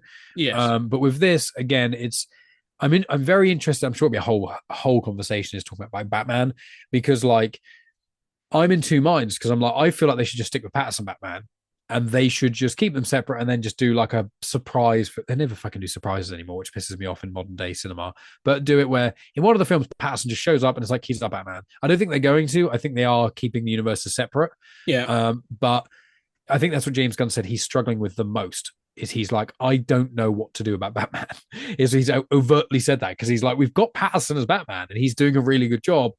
And if we bring Batman into the Superman, the DCU, how are we going to do that? Because is it going to run concurrently to the Ron Patterson stuff? Is it going to confuse people? Then also, is he going to be the same tone if we do a Batman movie? So you're going to have a dour Batman tone Batman movie in the DCU and a dour tone Batman movie that's a sequel to the Patterson stuff. And it's like, that sounds like a fucking mess. Well, So I think there's a way of doing it because if you watch, for this world, there's a way of doing this, I think. And it's the fact that, like, weirdly, I look to the animated stuff of the 90s. Batman the Animated Series and the Adventures of Superman and Justice League and Justice League. Funny enough, I used to watch the Justice League show. Of all the ones, weirdly enough, show with Green Martian, what's it? Martian Manhunter Martian Manhunter. And Wonder Woman, like when I think of Wonder Woman and Justice League, my image goes to that 90s thing of them, and they've got like the satellite in the sky and stuff like that. That's when I think of Justice League, that's what I think of, funnily enough. Yeah, and I think there's a way of doing this that the metropolis that's presented in this this version is real. Like, it's a metropolis. It looks like an American city, large American city. But you could do all kinds of things with it. But for Batman, I'd be looking at going, right, I'm looking at Batman the Animated Series kind of style. Like, let's do a little bit. I'm going to keep that tone of the Superman, but we're going to shift it a little bit darker. And I'm probably going to be looking at, like, I'm not going to look at Frank Miller. I'm not going to look at, those. I might be looking at, they're doing Batman and Son, and potentially they're going to introduce Damian Wayne. So, all right, well, we're going to look at the Grant Morrison run. But then I'll be like, I'm also going to look at, like, I don't know, like the Neil Adams run from the 70s, and I'm going to look at this and that. But you explicitly don't look at, like, other stuff, like, the dark, really kind of stuff that's being not doing that. That's kind of different. And I agree that I think that the best way to introduce, which would be so Batman, would be to have a film and not even have it as a post-credit scene. Just don't tell anyone. Hire someone, get them all fitted out, keep it as secret as possible, and then have a scene where he steps out of the shadows and there's a brief conversation and then whoosh, uses his grapple gun and he's off. And you're just like, what the? They've just introduced Batman. That I would pay £100 of my own money, more than that probably, just myself, because I'm halfway through a film. Don't make a thing of it. Don't make it the film stops for this to happen. Or a billion press junkets about it and all that stuff. Don't care. I want to be surprised. I mean, if anything, have a film. I don't know what it would be, whatever you're going to do, but have the next film and have it where someone's like, I've got a guy who can help me. Yeah. Mr. Terrific. Have it be Mr. Terrific. That's a good shout. I've got a guy. How do you fund making the tea things? I've got a guy, and it turns out it's Wayne Enterprises. Yeah, I can't get access to this, but I've got a guy who can help me. And Mr. Terrific goes to meet someone, and his Batman steps out of the shadows. That'd be amazing. And then all of a sudden, the audience is like, "Holy shit! We've now got our Batman. All right, that's awesome." It'd be even funnier if they did it and he's in the cowl and no one can tell who the actor is. That's and what I'm saying. They do not reveal it. Don't even put it in the credits. Who it is. Yeah, just have it as come up as a featuring Batman at the end. Exactly. Yeah. Who was it? That'd be amazing. I think that's what if I was Gunn, that's what I'd be looking to do, because then the amount of the shock that you would get, the buzz, the organic internet buzz you would create from that event. It would be one of the biggest events. People would be lining up to go watch the film just for that. And that's what you want from rather than it being revealed every. I mean, how much I love Star Wars, but every Star Wars project now is they announce everyone who's ever in it before you. That's it. And I think that's always been the studio mandate, isn't it? We've got to create hype beforehand. Don't create hype, because I'll tell you what. Whatever the film would be, because every film has a drop off, doesn't it? You got your opening weekend, then you have your drop off, and that's always judged. Is it 40%? Is it 60%? Is it whatever? And so what you want to be going is how do we sustain that second week? How do we get people to either come back or there's people that aren't sure to come in? That is where someone coming out going, fuck it, there's Batman's in this. And people on the internet trying to work out who it is. Yeah. I don't condone of using your phone in the cinema, but you'd have people taking a photo of the screen in the cinema, putting it on the internet, and people trying to work out who the actor is by their chin and stuff. And it would be such an internet thing that it would be so cool. I mean, a bit like with the Thunderbolts, apostrophe or asterisk, Thunderbolts asterisk. Have it like that, where it's sort of don't keep it a secret forever, but 3 weeks out after your premiere, it's been out for 3 weeks, 3 big weekends, and then do the release. Yes, as you may have guessed, we have cast Batman. It is blah blah, and he will be appearing in Batman and Son or Batman and Robin in 2027. Yeah. Boom. Or even just or even then his first appearance, do what they did with Spider-Man and have him appear like a tiny bit, as you say, in a random film, then have the Justice League movie and have him as a supporting character. I know he's one of the main characters of the Justice League, but in an ensemble. Then once you get the audience reaction, then you flush him out in a solo movie. Because that's what they did with Spider-Man, because he's been used so many times. That's how the MCU landed Spider-Man, in my opinion. They had him in Civil War. They used him sparingly, so everyone was like, oh, we want more Tom Holland Spider-Man. And then when Homecoming came out, everyone was desperate to see it. Whereas if they did it the other way around, the hype for Spider-Man in Civil War wouldn't have been so great. So that's what I want that. And I just, unfortunately, I don't think they're going to do that. I think they're going to I think in about a year, it's going to go on social media. Everyone's going to find out it's going to be so-and-so, Taron Egerton or whoever the fuck is going to be Batman. Alan Richardson. Yeah. And we're going to be like, all right. And then he's going to be a Batman film. We're going to, all right. I think, especially if you're going to, and I think I trust them for who they're going to cast, because I think, this cast is brilliant. 100%. 100%. And there are other things I wanted to call out that, we've talked about the Justice Gang. We've talked about the engineer is Maria Gabriela de Faro as the The engineer is kind of cool. Shame Yeah, I because liked she's her. obviously in the authority, so I'm curious if they're going to get to the authority. But even seeing Bradley Cooper up and Angela Sterefan as his parents was I know weird. her from Westworld, so when I saw her, I was Yeah, like, oh, cool. yeah. Um, having Alan Tudyk sort of turn up as a voice, always just in things. He's Just always a robot, isn't he? yeah. I knew him from iRobot, which is one of my favorite films, and no one else likes it that much. But Ever since then, he's K just to us, been oh, and like, yeah yeah, go-to yeah. robot guy. I think the cast is phenomenal. I will say one thing about the engineer. I thought everything she did was awesome, except there's one 4 second thing that fucks me off, and it's so unnecessary. It's when she's in the Fortress of Solitude or whatever, and she's doing all the buzzsaw things and whatever. I'm neutral on that. There's a bit where she does like a handstand, and then the robot and Anite things make her go from her legs being her hands and her hands being her legs, but it doesn't. There's no reason for it because it doesn't save any time. It takes longer, and she's not being attacked, so she just does it. She does like a handstand and then just doesn't do another front roll thing, and then just swap. And I'm like, that was pointless and stupid. I just want to mention that. It was the second time as I was like, that's stupid. But outside of that, I think the CG holds up really well. Visually, this film is incredible. I think the music is amazing. I think the humor is good, and I think the humor is really good. And what it doesn't do is what a lot of MCU stuff often does, which is undercut tension and important emotional scenes by making jokes. Yes, it doesn't do absolutely that. holds I off. love that, and that's what I want. I don't want quips ruining emotional beats. No, I agree. That's always been my call out for both of the Taika Waititi Thor films, which I was like, I'm not a fan of Ragnarok or Love and Thunder. I think they're both terrible. I adore Ragnarok, but I think Love and Thunder is not good. So, but I get the criticism. I don't like either of them, but I'm not a big fan of Taika Waititi, which is why I was kind of like very nervous when I heard that he may be linked with Dread. Yeah, even I'm like, no, thank you. And I love Taika. Taika's film Hunt for the Wilder People is one of my favorite films ever, and Thor Ragnarok's one of my favorite MCU films. But I think Thor Ragnarok is a one-off. For me, that really worked. Let's move on. And Love and Thunder, they're like, let's double down. It's like, no, and it was shit.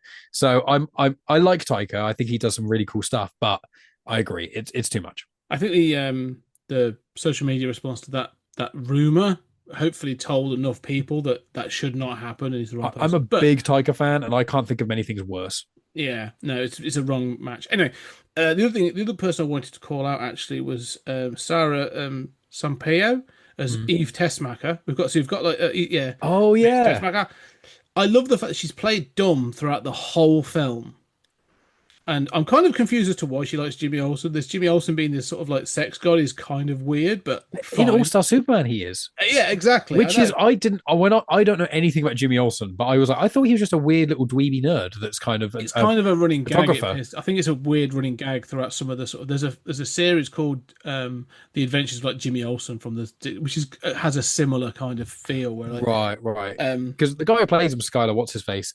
He's really good. Whenever I see him in anything, he's in Santa Clarita Diet, which is where I think I first saw him.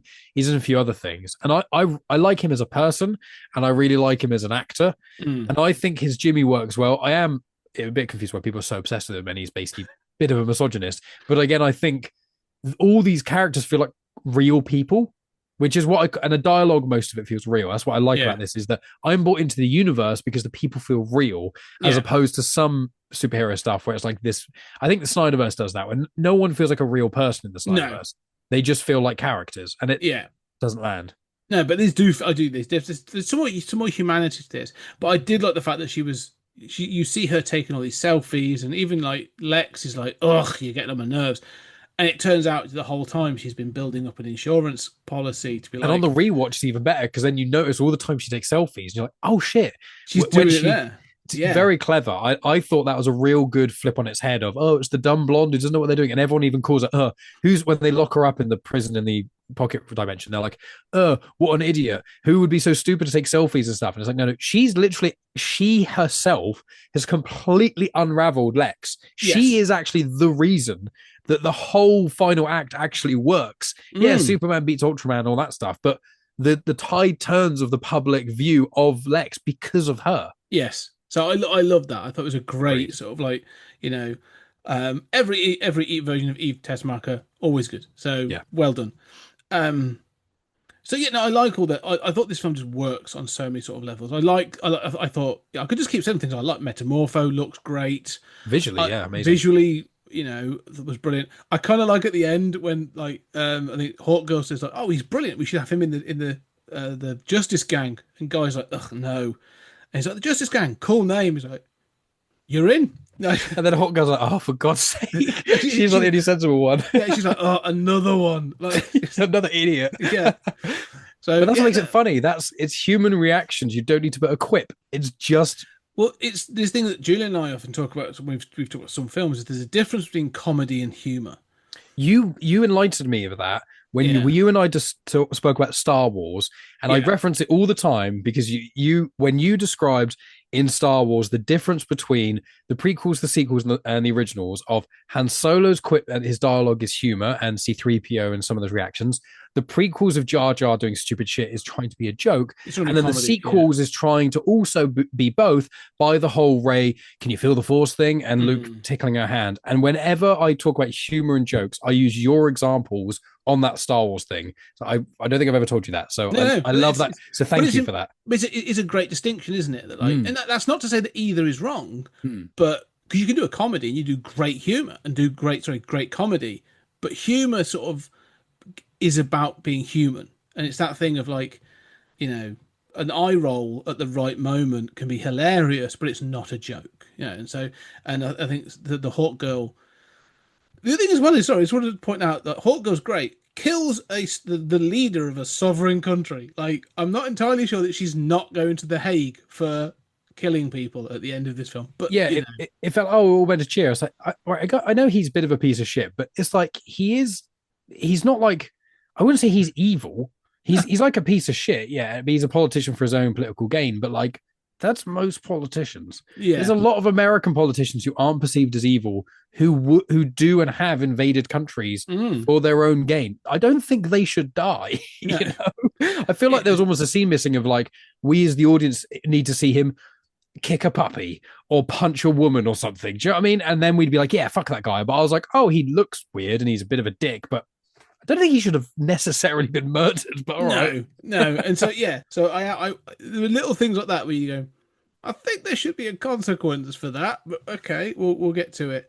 But overall, I think this is a success. I think this is an absolute success, and I think one of the things that I thought of as I came out of the cinema, I'd heard someone say it, and it never sort of sank in. Was some kid's gonna see this, and this is gonna be their Superman. Like, this is their, for some people, Cavill is their Superman. Bless them. Reeve is that was me. To be honest. And that's why I was, for years, I was like, I don't really like Superman that much. And that's it. I think, and to me, like, Keaton is my Batman if the cinema wants. But I actually think Ben Affleck did a fantastic job. I love Batfleck, yeah. Yeah, great version of Batman. But I will always go back to those weird Burton films because that's where I was when I was a kid. And I didn't think about it. And I was coming out of, we'd watched this in Tamworth, Odeon. And as we came out, Ellie was talking about crypto, and Alex was asking me what the fuck a Green Lantern is and stuff, and why was Hawk Girl screaming? And like just a couple of questions. I could ask that as well. She's like, I didn't like her screach. Yeah. I thought it was cool, but it was ace. I loved it, and the way it was filmed as well. So her head was kind of warped when she did it. I thought it was great. And then I saw these two kids coming out, and with their parents, and just the smiles on their faces. And I was like, core memory's been made for them. This is their Superman. Like they were probably like 8-ish. Prime age. I'm like, I don't know how much Marvel they've seen because they're kind of, too young to have been on the Marvel train. And that's when you're got your kids getting into Marvel, it's like that's basically now a giant upheaval. Yeah, and now you're going like, oh, now we're going to DC, are we? But it just felt like these kids coming out. I was like, they've just been given their Superman, and it's a good Superman, and that's kind of felt good. It is, yeah. It felt hopeful. I was like, that's what I like. For me, I feel like although my Superman is Snyder, really. My Batman is Christian Bale. My Star Wars is the prequels, and my So I've got all the dour stuff, which is probably why us millennials are so depressed about everything. But I'm a lot elder millennial. I just sort of get yeah, you get, it's like my brother as well. It's like, I think Gen X and older millennial, you get all the cool stuff. You get like the 90s Batman and all that stuff. But I've got all the, but I think I thought for ages I didn't like Superman because I was like, Cavill's not great. I caught bits of Reeve stuff, and without context I thought it was a bit cheesy, and I was like, well, either I get cheesy or I get a dour god, and they both bore me. So obviously now that I've done this whole watching things, it's changed my perception. But this Superman is my favorite because he's all about hope and that naivety of, but people were gonna die, Lois. That now lives in me in a weird way. Nothing Cavill did or said as Superman has ever made any impact on me at all, apart from I just remember him snapping God's neck, and it means nothing. I've just remembered. Yeah, and you don't want to be influencing that kind of behavior on kids, do you? But with trying to basically, I know because kids don't understand geopolitics, most of them, an 8-year-old or a 10-year-old shouldn't understand the complexities of the world politics. It's too much. I barely understand it. But with them, it's just knowing killing is bad, saving puppies is good. And I'm like, that's all you need. Why I think Reeve worked in some of the old, other generations is when he saved the cat from the tree, when he's trying to do good. That's what I want from Superman. I want basically with a guy with the power of a god who stops to save a squirrel. I like that. I want that. And I genuinely, this sounds so shit and so lame, but I promise you it is true. After watching it the second time, and I've been thinking about it since I watched it, which is over the weekend, the second time, genuinely, this Superman makes me want to be a better person.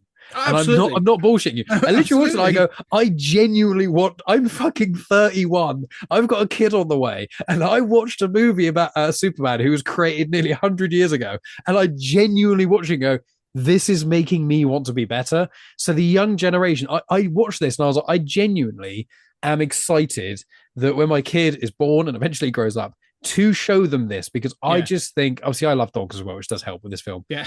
This brings me hope. And that's what Superman should be. The S means hope, that whole line. Superman should be hopeful. Yes. And that's for me what this film does. It brings hope and it's fun. It's such a fun movie. I think, and I agree. The hope thing, I think one of the things that's always a problem for writing Superman is the vast majority of superheroes, or many things like that, or any story really becomes a power fantasy. Yeah. And so the story can get written from the perspective of a power fantasy. Like, to use, Batman, when written badly, is exactly that. It's sort of like he becomes kind of like fascistic and dark, and you read it and you go like, they've kind of misunderstood this. It's just Batman beating up people because it's cool. Do you know what I mean? Yeah. When he's gotten right is that realization that, like, as you said, I think what you said about that pairing of like a man trying to be a god and a god trying to be to stay grounded as a man is perfect for that. And I always think of like, all the different runs. Like Grant Morrison's Batman run is one of my favorite, as is Scott Snyder's, and they both have that thing of like, I've got to be prepared for anything because I'm vulnerable, I'm mortal, so I have to be prepared for everything, kind of thing. And so I like that. So it gives you that hope. It's about the ingenuity of the man and all sorts of stuff. And the same with Superman. He can be boring because everyone goes, oh, it's just a power fantasy. Like, he can go in and punch the world in half and he's going to do this and that. And some of the worst Superman stories are just that. But some of the best ones are ones where you sort of do go, this is about someone who is human and who has that humanity and is gifted with this power and, then knows to do good with it. And I always think that's the thing with Spider-Man. Spider-Man's the same. And like when they reveal Spider-Man's real power, and I always think that in No Way Home, there's the line from Garfield's Spider-Man when he says, like, after the death of one of my favorite bits of the whole movie. Yeah, and he's after the death of Gwen Stacy. Gwen Stacy, thank you. And he says, I stopped holding back. That gives me chills. And you just sort of like, and you realize like, he could like do some real damage. And there's whenever he gets one infected with the symbiote, like you get it in the Spider-Man game on PS5, there's bits where he's got the symbiote suit, and he's really hurting criminals. And MJ is like, you need, and even Miles Morales is in that, and he's like, well, Pete, you need to back off. He's like, what? And he's like, dude, they're just thugs. Like, you don't need to like break their backs. It's like, let's lift them up and slam them on the ground. It's like, dude. And that's with the symbiote. I know it makes things more, which I'm hoping we get to see with Tom Holland. But that's the thing with Superman is, yeah, he could murder everyone, and it's the restraint. And I agree with you completely. That's what I like about Superman. That's what I like about Spider-Man. And again, back to the Superman thing. I love the conversations he has with Lois, and I love it when they have that punk rock conversation. And he's a lame Boy Scout, but he says, "What if kindness is the real punk rock?" And I'm like, that's so cheesy, but actually, it's kind of genius. Yeah, because actually, in today's world, he's not wrong. It is really lame to be kind and show you care about shit. But actually, because it's kind of so lame, because counterculture is such a main thing, and obviously you and I like a lot of alternative music, a lot of the fuck the system kind of stuff. But actually, sometimes it is nice to listen to a bit of pop music and stuff and go, I like being happy. I like liking stuff. And Superman represents that part of actually being kind and nice to people is quite cool. Even though it's not seen as cool, it actually is. And I really like that. I think he's in this world today. We've had a lot of darkness for the last sort of 25 years. Right, 21st century, not been the greatest. Let's be clear. Yeah. All right, been kind of a mess. And we have had this kind of even the MCU kind of slid into a not so much dour, but like it was always going to be. It never really embraced the silly or the weird in the way that this does, and it still has some great moments. I mean, like it's had some fantastic cinematic moments that still give me chills. But I think we've always had this thing about heroes having to be gritty and having to be strong and blah blah blah, and I kind of want them to be a bit silly. Like we need that silliness. Like it is silly. This is it's a guy from another planet who can fly. Like it's silly, right? Be silly, be whimsical. It's the Nolan effect. I've seen a lot of people online and they go, although Nolan's Batman Begins and especially Dark Knight are two of the best superhero films ever, they unfortunately started a trend that seems to have lasted nearly 2 decades. Yeah, they did. Superhero films have to be dark, and it's like, I love a dark superhero film, but let's have a rainbow. Well, really, I think what we've had I'd say it goes back to further. They blame Nolan, but I actually think it's the post 9/11 thing. We can't have if we're going to destroy things, we have to have a serious conversation about it. Which is why you have the Nolan verse is very much a post 9/11 world. But so was Snyder. Like the response to Man of Steel, the end of Man of Steel, is Batman v Superman, which is very much like this tragedy happened, and therefore, if there's a 1% chance this guy could turn us, we've got to take it as a certainty. It's about the extremes in response, and I think we've kind of got to a point where all that hatred, all that fear, all that worry, all that anxiety has led us to this point. Has led us to, and let's not be, let's not dance around the bush, has led us to Donald Trump, has led us to Nigel Farage, has led us to Erdogan in Turkey, has led us to the Wasik guy in Hungary. Like all this rise of the right is absolutely a result of all those things. 100%. And so to have Superman stand up and be Superman and go, I'm going to wear red pants, and I'm going to be bright and blue, and I'm going to save a squirrel, and I'm going to save a dog I don't even like, and and it's all about, and I'm going to save a baby at my own, risk myself, and all sort of stuff, is beautiful to me. Like this is the that sort of like to have. We do have light in the world. That's not saying like to watch every year and see like the Pride Month and to see these things like that where we can go, do you know what? Fuck it, there is good in the world, is great. And to see the protests and to see people doing good. But you're right, when I came out of this, and I've probably been a better person since seeing this film. I think I have. I think I've been nicer. I think I've been more patient and nicer. Yeah, and I think it's important for that. And I think it is. This is a rallying call. And this Superman, this David Corenswet can be that rallying call that says, do you know what? It's cool to be nice. 100%. And I think that's a good thing to be. So, yeah, and I think having watched all these Superman films, I want to be... You want to be that better person. I don't want to be... I'm going to cover it. I don't want to be Henry Cavill's sort of Superman. No. But, like, to be the Reeve Superman or to be the David Corenswet Superman is the goal for me. And to go to one of the most famous pages for Superman is from All Star, is the girl that's on the ledge. Oh yeah, I loved that. And Superman comes out and says, your doctor was late. He wasn't ignoring you. And it sort of like, says, you are important. And it's like, it's like Grant Morrison gets this shit at times. You know, that Three panels as well. So Yeah. it's barely anything. And it's so powerful because that All-Star Superman, I think, is so good because you get those moments where he's dying. He's also got super intelligence now. He's trying to do the 12 big actions. And relatively every issue, he has 3 panels or so to quickly save someone in the middle.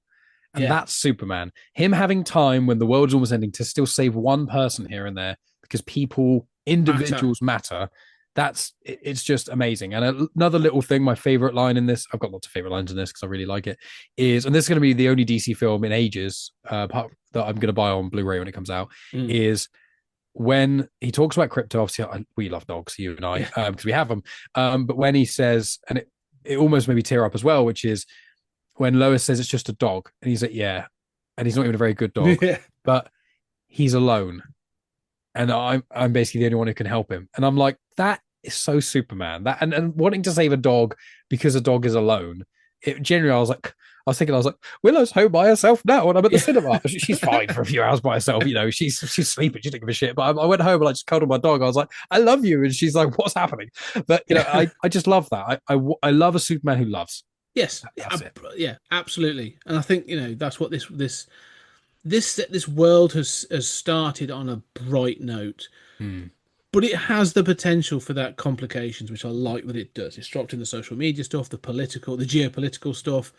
I like the fact that there's those questions are going to be raised. We're going to get to the Sokovia Accords kind of deal, but for the DC universe. But I hope, beyond hope, that beyond this they maintain some of this tone, but they don't. It doesn't have to all be this.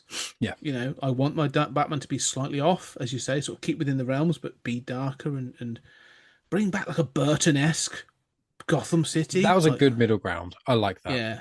So no, I think there's definite potential here. So I'm very excited for what comes. Looking forward to Lanterns. Looking forward to Supergirl. I'm hyped as well. I'm going to go back and watch Peacemaker as well. I'm now invested. It's very good. I tell you what.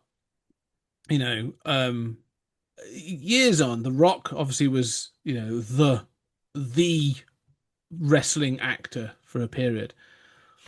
Nowadays, Dave Bautista and John Cena have just blown past him. I mean, John Cena just, But also, John Cena's like the nicest human alive, apparently. I've watched interviews with him. I've watched people talk about him when they go, oh, what's John Cena like in real life? And they're the sweetest guy ever. He also plays classical piano. And he's like, apparently people he's like really intelligent. He's like very cultured. You go to his house, he's like fully suited. He's drinking tea in a very nice china, listening to classical music. And you're like, this is John fucking Cena. Yeah. You can't see me. And it's like, he's like a really eloquent, intelligent, kind guy. And I'm like, yes, kindness is cool from John Cena. I want that. I want a Superman t-shirt with the blue and the Superman symbol. And then it says kindness is cool. I would buy that. Yeah. All right, we'll end on that anyway. We'll stand there. So there we go. It's going to be an odd one because this is the end of the Superman era for me. I've had months of soaking in positivity is what it's been, and it's been wonderful to end on such a high note. I'm going in a different direction. We're going into the summer, but also the darker months. So. I would say that these have been some children's movies at times. We've had child's movies. Well, now I'm going to be going to child's play. I'm going to be doing a full retrospective of Chucky movies and the TV show. So, gods in capes to possessed killer dolls. I think it's going to be an interesting contrast. It is, and I've never seen any of them. Ever. Oh, that'd be interesting watching. Yeah. Megan and I said I want to watch a couple of them because I know you hold them in high regard. So, funny enough, when we saw Superman on the weekend, we walked out and someone was Megan was wearing dungarees because she's pregnant and stuff, and she was like, "I feel like Chucky," and I was like, "I didn't even know you know who that is." And she's like, "I know Child's Play." I was like, "Do you? Who are you? Been married, been with you for 8 years, 7, 8 years. Like, what the fuck?" So she knows more than I do. It's a fascinating franchise that goes in some different directions. Very much like Fast and the Furious. Where it starts and where it ends, very different places. So it'll be an interesting watch along. But anyway, but for now, Mike, thank you so much for being a big part of this. It's been a genuine delight. This whole retrospective. It's been so much fun. And where can people find you, and what are you doing right now? Yeah, so 2 main social media things. If you like Star Wars, at Star Wars Chit Chat, that's on YouTube and on Instagram. I've been releasing loads of clips of everything, and all my Star Wars stuff now. All of it is on the podcast feed of Star Wars Chit Chat. That's every Star Wars conversation, every Star Wars interview with all the authors, and every movie I've reviewed, every Clone Wars conversation episode, all of that kind of jazz. Star Wars Chit Chat. Other place is Genuine Chit Chat. That's on all the social media places. That's clips from all my interviews and stuff. And on TikTok at Genuine Chit Chat. Both Star Wars and non-Star Wars stuff is on there. So if you're on TikTok, it's a pretty good place to find all my stuff. That's where I seem to get a lot of traction. But what I'm doing at the moment, I've got quite a few interviews recorded, due for release. Tony Freena, friend of the show, Seth Singleton as well, Comics in Motion alumni, Dan Belgrave, Comics in Motion alumni, Alison Shelton, who's an incredible individual, the Where I'm From 200's coming out. By the time this comes out, it'll probably be out around that time. I'm just spending the next couple of months just interviewing and chatting with people I like about familiar things. While also creating a lot of Star Wars content in kind of the lead up to the birth of my first child in November, and kind of go from there. So it's just been quite casual, but really fun conversations, a lot of really interesting stuff we speak about. And yeah, it's just been a real delight. And again, thank you, Scott, because if you hadn't done this retrospective, I probably wouldn't have watched Superman in the cinema, and I would never know how much I actually like Superman, which the start of this year I didn't. Honest to God, I generally didn't. So if it wasn't for you, I wouldn't have had these great feelings about Superman 25. So thank you for letting me in and letting me be such a massive part, because this is my 4th episode now. So thank you. I really appreciate it. No, good. It's been great. And, do go check out Genuine Chit Chat. It's always amazing. And the spider web of it stretches out to so many other bits and pieces, and we were talking about our fair, so it's always doing good works. But yeah, to find me, obviously, keep checking out any backlog of 20th Century Geek. If you've only jumped on for this is Superman 2025, we have gone back all the way to 78 and we've gone through, so go check out that. And you did the Batman retrospective with us as well, if people just want DC stuff. Yeah, go back and find out. Yeah, we did the Batman retrospective. I've done Predator. We did Rocky. I've got all the kind of different things and lots of other bits and pieces. We did some Conan earlier this year as well. And we're going to be doing Tony Farina is coming back for some more story time. And we've agreed we're going to be doing some Red Sonja ready for the release of the new movie. So I won't be reviewing the original film. Let's be clear, because it's shit. That's the review. That's the review. There you go. I've saved you a couple of hours, but we are going to be talking some of the stories and the Gail Simone comics and other bits and pieces. So there's going to be a Red Sonja episode. They'll probably sneak in somewhere between Child's Play as well. But yeah, go check out Stories Out of Time and Space as well that I do with Julian Darris. And on the Patreon, we've got so much stuff on there. We've done all the Twilight Zone from 1960s, and I'm now I'm working my way through the Tales from the Crypt. I'm doing Thoughts from the Crypt. And for whatever copyright reason, I'm not going to say it. Every episode's on YouTube. So links to each of the episodes to watch along with it are all on those podcasts on Patreon. So go check those out. But for now, Mike, thank you very much for joining me on this. It's been an absolute pleasure. And I think we leave this better people at the end of the day. So, ladies and gentlemen, thank you very much for joining us. And we shall see you on the next episode.